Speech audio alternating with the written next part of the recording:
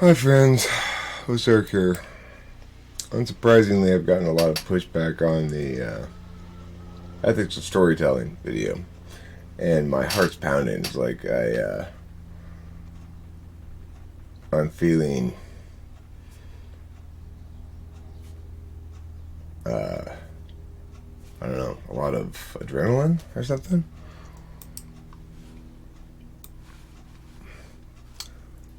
I'm going to read Basil's last, which I pinned because I agree with it. Mostly, I got a bunch of negative shit here, so let's go through it. I feel gross for even following your stuff in the past. Okay, why so gross? New channel name will be changed to Listening to a Narcissist. I mean, in no possible way can it be said that I'm a narcissist. Sorry, it's not true. I mean, I don't know what to tell you. It's not a meaningful definition of narcissist. You think of a narcissist. Messiah complex. I do not have a messiah complex. I live by my own. I live by the same rules I'm applying to other people. I'm often the one who's wrong. I'm often the one who's humbled. I'm often the one who has to apologize. I'm totally the most entirely human and fallible person I know. I'm completely imperfect. I'm not here telling everybody else what they should do or shouldn't do. I'm not providing a path to enlightenment or anything like that. I'm living my life, and this is part of it, you know? It hurt me the way things went down. I didn't want it to go down that way. You know?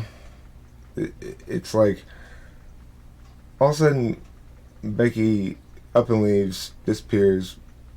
I crossed some personal boundary by trying to talk to her about the fact that she was being a rude house guest.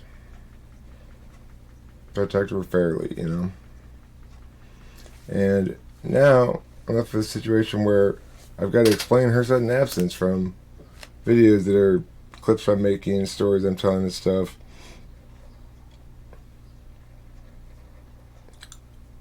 She doesn't get to control the frame like that. You know?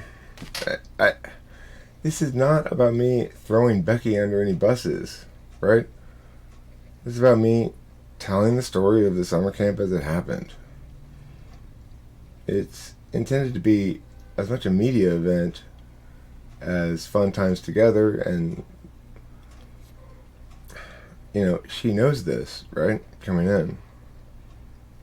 She's not going to privacy getaway. Taylor says this is pathological. I'm posting a response video right now. Pathological in what sense? I mean, yeah, I believe in having resolution for things.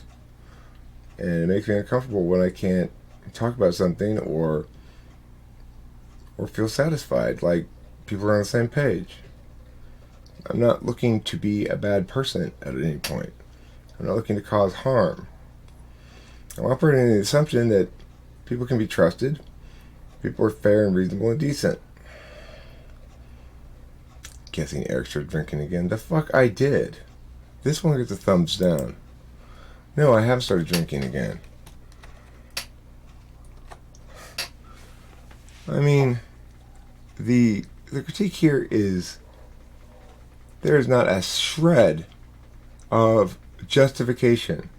There's an unwarranted accusation that I'm a narcissist, unwarranted accusation that I have a messiah complex, unwarranted accusation that I'm being pathological, although presumably the warrant is in the response video. You don't believe it's actually appropriate to put public and justified, but you need to get it off your chest? There are endless other ways to accomplish this. Not a ploy of any sort.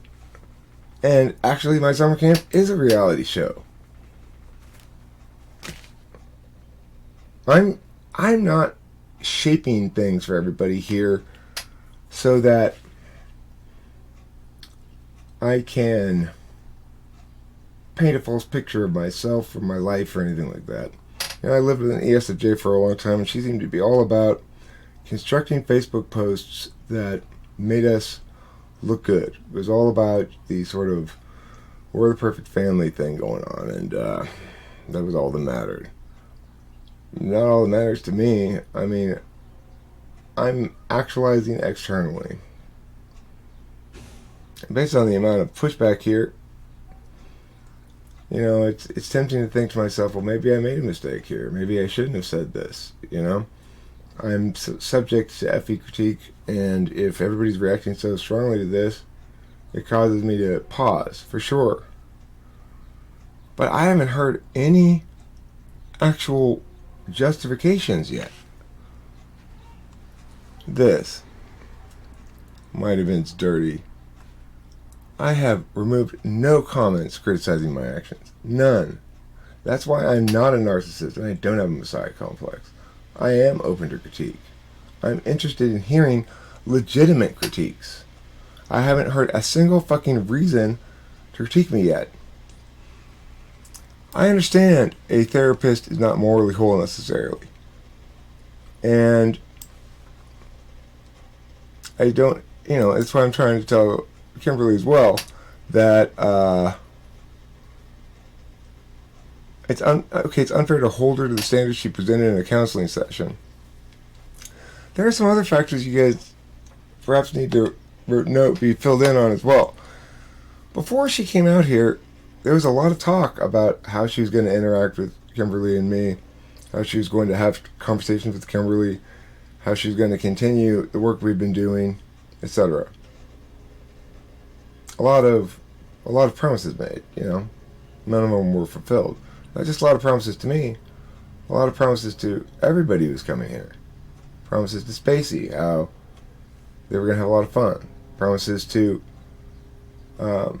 Susie about stuff they were going to do. Promises to Kim about how they were going to do hair stuff together. And she afforded no attention to any of those people, including me. Now, that's all well and good. Remember, if she'd been willing to talk to me about that, probably we would have ended up talking about all this stuff privately. She wasn't willing to talk to me about that. And when she tried to get, morally outraged at me bringing up the fact that she was being a rude house guest, I pointed out that she really didn't have that ground anymore. And she bolted. And she wouldn't let me talk to her any further in a way that was meaningful or productive. Again, I'm telling a story about this week. In the filming of this week, in no way, shape, or form did she try to hide the fact that she and Shane were getting it on. She was all over him, in pictures, in videos, and everything. What does that tell you? She was assuming it would happen on her timetable, so she would go back and tell him before he saw it on video, and that somehow, I don't know. So what's she fighting for so hard here? The right to control how he accesses this information. In my mind, I restore a little bit of dignity to him here. It's like her boyfriend. Somebody needs to think about him, right? The reason she didn't tell him ahead of time, because it wasn't convenient for her. But regardless of that, remember, the only reason that part of the story had to come out at all is because she chose to make it a part of the larger story by disappearing in the middle of the week. Again, also, I have my own sense of disturbance. It's like I've been very distressed about this whole thing. I've been distressed that it could have just gone so fucking haywire,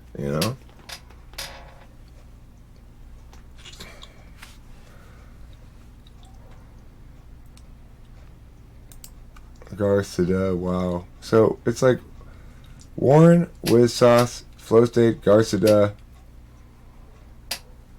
might have been 30. You guys all agree with each other that I'm a terrible person, that this is totally unacceptable, whatever. I agree with Basil. Everyone concerned with you divulging aspects of your private life and thus indirectly divulging aspects of others' private lives is engaged in a meaningless, arbitrary, and double-standarded form of moral arbitrating. Using your platform as an outlet for your personal circles is not only good for your mental health, but also harmless to anyone indirectly involved. Those who consider public critique of their interpersonal relationships inherently wrong or weak-minded, insecure sheep. Well, I mean, I don't necessarily agree with that entirely. It's like, I understand, obviously, that I want to be a good discursive citizen. More than anything else, I want to be a good discursive citizen. I want to be subject to critique in the fashion that the commoners critiqued me here. Those are not critiques I can respond to, though, right? It's like, you're not giving me a justification. You're not saying, this is why this is indicative of a messiah complex. I don't think I'm always right. I walk a very narrow path, though. And so, the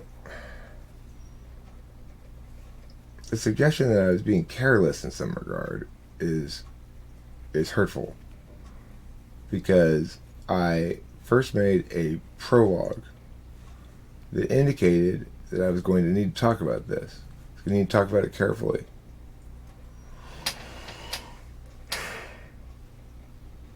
Becky chose not to engage me again at that point.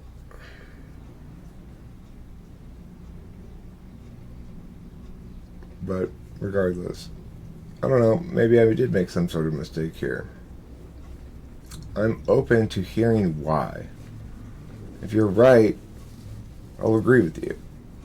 I'll even potentially apologize to Becky if I was if I'm guilty of some sort of wrongdoing here.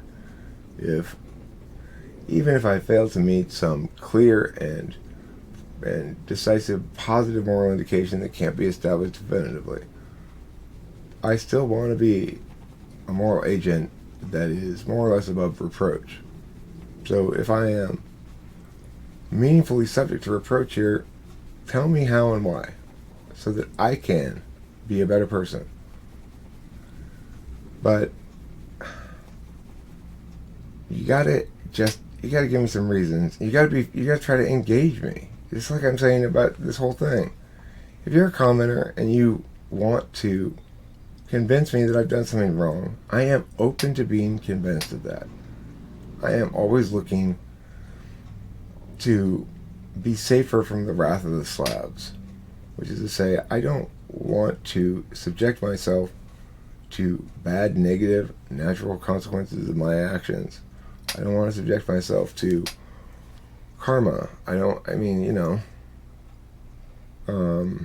I already understand that there's some potential ways that this could karmically play out in poetic justices, in ways where I have to make a very difficult principled decision of some sort that to be consistent with my own narratives here, which would not be like something like not cheating. That was easy, but be something much more difficult that I can conceive of, that I've already thought about and talked with Susie about, even as a potentiality. So, I recognize the forces I'm playing with here. It's like, by nailing myself to a path, I guarantee that I won't be arbitrary and that I will have adequate respect for the truth and for justice and for goodness, If you think this attempt to engage everybody authentically about the realities here is fake, an effy thing or whatever, I don't know what to tell you. I get that too. But what is more honest, a representation of myself than anything else, is that I am open to having a real and fair and dialectical conversation with anyone about anything, including all my own bad behaviors. But it's got to be that. It's got to be dialectical. Both parties really have to be interested in the truth and wanting to see where they themselves are wrong, as I do. And if they're not capable of that, and they're just being rhetorical and adversarial, then I mean, there's not really any point in having that conversation. So, please, commenters who condemn me for this, help me see the error of my ways to the extent that they are there. Point to me where I've done wrong, what I ought to have done differently, why it's wrong. Factor in the matters that I've already indicated, if possible. Detach from the issue for a second and help me see how a detached calculus understands things differently than I have heretofore. Thanks for watching. Don't forget to eat plenty of cheese. I proceed into the day with a somewhat heavy heart.